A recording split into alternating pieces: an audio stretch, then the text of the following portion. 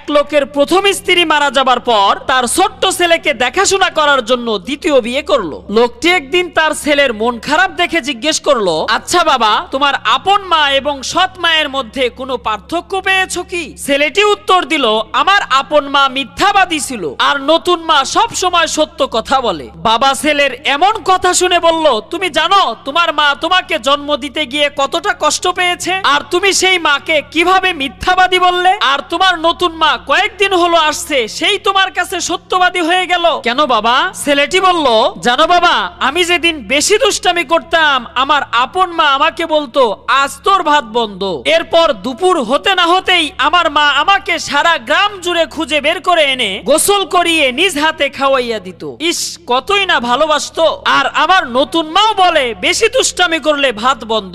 যা বলে তাই করে। আজ 2 দিন হয়ে গেল আমি কিচ্ছু খাইনি। বাবা গো, আমার খুব কষ্ট হচ্ছে।